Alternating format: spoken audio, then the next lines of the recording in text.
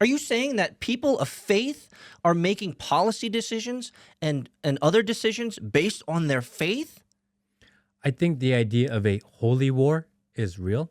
Oh, I quick get to the end of it. I don't remember signing up for a holy war, by the way, I didn't sign up for one. but the signs are there. So, is it one of those things where the quote goes, you might not be interested in politics, but politics will be interested in you? And it's kind of like, Hercules. yeah, thank you. I didn't remember who said that. So it could be said that religion and faith you might not be interested in, but guess what? World events and major decisions by people who can make big decisions are being decided on religion and faith. And it's been like this in all of modern history, So- if not all of history, So you almost wonder why we don't talk about it even more. which is why we're doing that today. Let's go. Let's Okay. go down the rabbit hole. So quick history lesson, religious history lesson for people that aren't familiar. When they talk about the building of the third temple of Jerusalem, it starts at the first temple of Jerusalem, which is King Solomon's temple. Yes. And that temple is believed to have been built on the Temple Mount, Yep. which is in Old Jerusalem, where Trump coincidentally also moved the embassy. Okay. So the Temple Mount is considered the most holy place, third most holy place to the Muslims. There is the Al-Aqsa Mosque there and the Golden Dome. I think they call it the Dome on the Rock. Is that the correct I think you're word for it? close. Yeah. it's Dome on something the like Rock. It's the big golden dome. that. Yep. So the first temple was built in, I think, 1000 BC, destroyed maybe 500 years later. Yep. They rebuilt it. And then in the Bible, it says that when the third temple is rebuilt, Christians believe that it is a trigger event for the rise of the Antichrist and end times. Jews believe that the rebuilding of the third temple of Jerusalem means that their Messiah will return and Jews and their ideology will rule earth. Yep. Muslims believe that this is where Muhammad had gone on his, I think they call it walk to heaven. Therefore, they are required to protect that as part of their belief system. As a holy site. Yes. And quick wrinkle into it, Luciferians believe that Lucifer is actually the good guy in the story. Yes. And by building by rebuilding the third temple, that Lucifer will gain control of the world and the earth, and that their side wins. Yes. So you have 4 groups, very large, of groups, ideologies, religions, theologies, that have a common goal, which is that they want to rebuild this temple, and they're all hoping it triggers, they're all believing that it triggers different outcomes. Yes.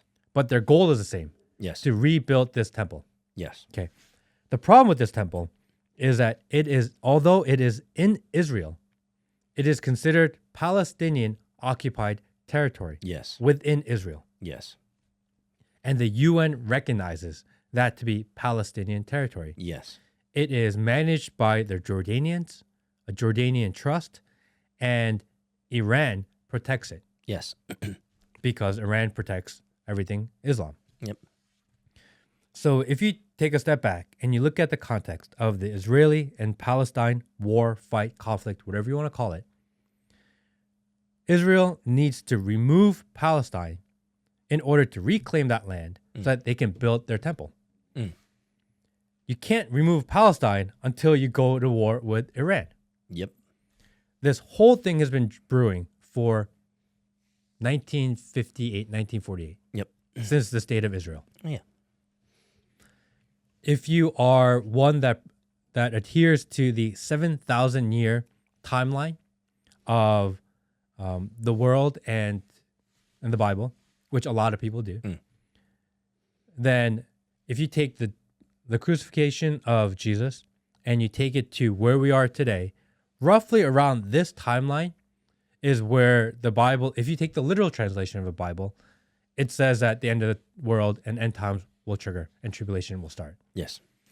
All of these things from all these different belief structures all kind of combined and collide in this one idea of need to rebuild this temple. Yes.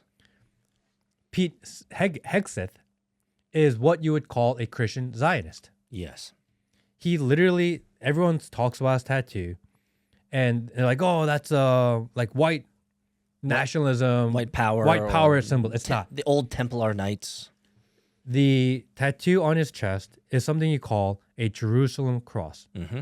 It is what the first Crusaders flew as their banner when they were trying to reclaim Jerusalem in the year 1000, Yes. 1200, whatever year Yes. that was.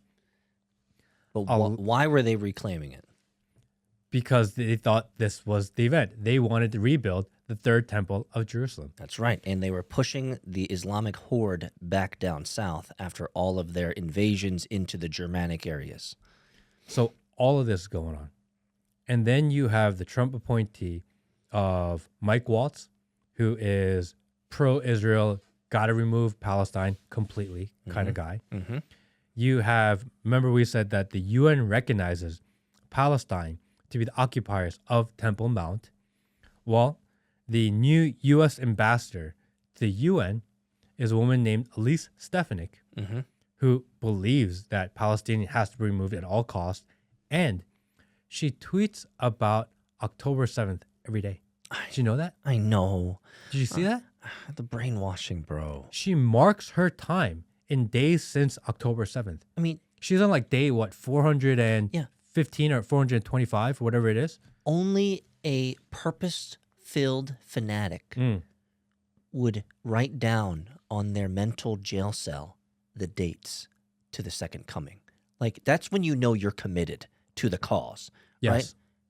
Like, you would not write the date down to some sort of wishful and hopeful end date every day on your wall or your digital wall, your X posts, if you did not believe that you were part of the solution to get there. Every single day. Seems kind of fanatical, don't you think? It's kind of wild that that people aren't talking about it more. Mm-hmm. That this idea is so wild and crazy, but yet the person that's in charge of the U.S. ambassador to the UN literally writes every single day, days since. That reminds me of Dan Bongino when he did the, "Hey, everybody, today is Tuesday, January 29th, and Biden is still the worst president of all time." Do you remember when Dan Bongino used to do that? He did do that. And he did it for a purpose, to get Correct. rid of Biden, yeah. But now it's over. But he marked it as actual time. Her center of time is when October 7th was. Which is so crazy because October 7th isn't even a big deal. Wait a second, Peter.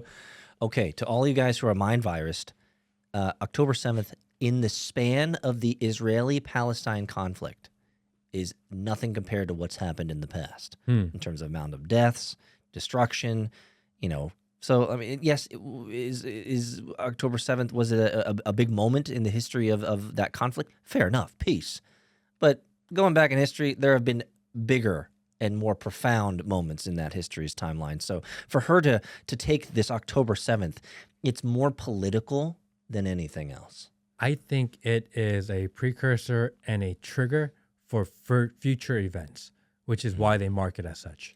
Oh, so it's yes, so it's like a milestone marker on the way to get there. Correct. It's actually an important day to them. I believe it has something to do with the Jewish calendar, and there is, I forget exactly what it was. I was about but to there ask. is that is actually a very important day in Jewish culture and Jewish theology.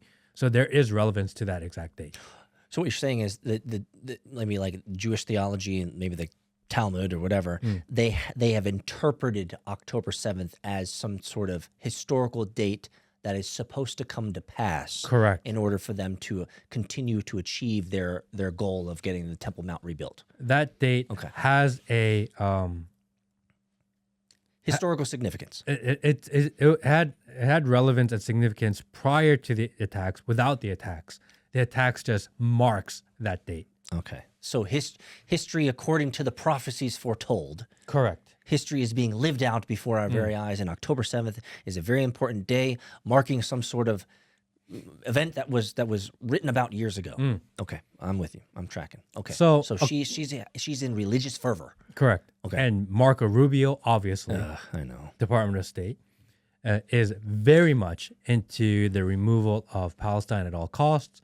Mike Waltz, I believe, is on the record saying that Iran must be held accountable for the actions of Palestine. Who is the NSA director now? Yeah. Or going to be. Yep. So it's important to know, kind of first, to lay down the history of why this is going on. Yeah, and if I can just overlay another level of interpretation there, I think what is important to highlight and realize here is that real world decisions that affect millions of people are being made by not politicians. Yes, they're politicians, but they're made by religious zealots who also are politicians. And so one has to recognize that as much as we're in this political circus of politics, there is a deeper founded reality for some of these politicians, in that they are trying to exact or execute some type of holy narrative or some religious narrative for an end result that you might not have any care about.